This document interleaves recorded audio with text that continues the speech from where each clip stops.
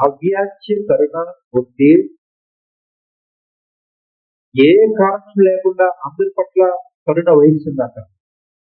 మనందరినీ గుళ్ళకి వెళ్ళమంటే నేనా ఎన్ని తప్పులు చేశాను అనుకునేవాళ్ళప్పుడు, నేనా నా దగ్గర ఏముందని అమ్మవారికి దండం పెట్టాలి అనుకునేవాళ్ళప్పుడు, నేను ఎంతటి తప్పులు చేశానో నేను కూడా ఇది అర్హురాలినా అనుకునేవాళ్ళు కొందరు.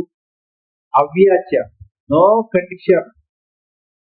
మీరు 1,00,000 మందిని హతమార్చిన మనస్సులో కనుక తప్పు చేశాననే ఆలోచన వచ్చిందంటే ఈవిడ కరుణిస్తుంది కాక కరుణిస్తుంది.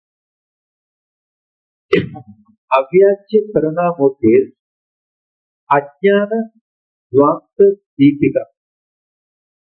శ్లోకాన్ని చదవటంలో ఆ పదాల్లో సంస్కృతి వల్ల ఇక్కడ ఏమి రాశారంటే అవ్యాజ్య కరుణామూర్తి అజ్ఞాన ధ్వాంత దీపిక అని. మనం కూడా ఏం చేస్తున్నామంటే అవ్యాజ్య కరుణామూర్తి అయి నమః, అజ్ఞాన ధ్వాంత దీపికాయ నమః అంటున్నాం. యాక్చువల్ గా అనేది సంధిలో వచ్చిన రకారమే తప్ప యాక్చువల్ వర్డ్ అజ్ఞాన ధ్వాంత దీపిక, మనలో ఉన్న అజ్ఞానాన్ని తొలగించే ఒక వెలుగు వంటిది ఈ సాధన అని. ఆబాల గోపాల విదిత, పిల్లవాడు చదువు లేనివాడు, గోపాలుడు అంటే పామరులు, చిన్నవాడు తెలియనివాడు అని కాదు, పామరులు అని కాదు, ప్రతి ఒక్కరికి తెలియచెప్పదగినది ఈ లలిత. లలిత అంటే భజన కాదండి, లలిత అంటే సాధన. ప్రతి ఒక్కరికి సాధన ఏంటో చెప్పండి. సర్వాన్ ఉల్లంఘించి శాసనం. ఈ వేద విహితమైన కర్మకాండలో ఎన్ని శాసనాలు బంధనాన్ని బిగించి పెట్టారో వాటన్నిటిని తొలగించుకొని ప్రతి ఒక్కరికి దీని గురించి చెప్పండి. ఇది రహస్యం కాదుగాక కాదు.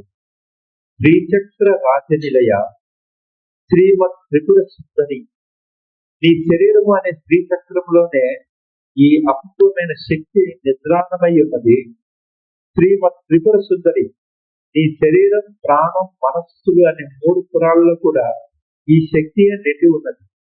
శ్రీ శివ అంటే నీవే శివ. శివ శక్తి రూపిణి. నీలో ఉన్న శివతత్వాన్ని, శక్తి స్వరూపాన్ని కలిపేటటువంటి ఒక అద్భుతమైన శక్తి లలితాంబిక.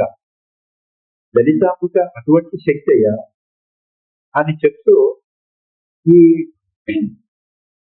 లలిత సహస్రనామావళికి ముగింపు కలిగారు.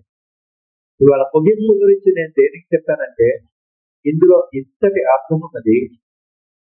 మీలో కొందరికి ఈ అర్థాలు తెలుసుకుంటే ఏమవుతుందో అనే భయం కానీ, తెలుసుకుంటే ఇదివరకటి భజన చేసే భక్తి పోతుందేమో అని కానీ అర్థం లేదు.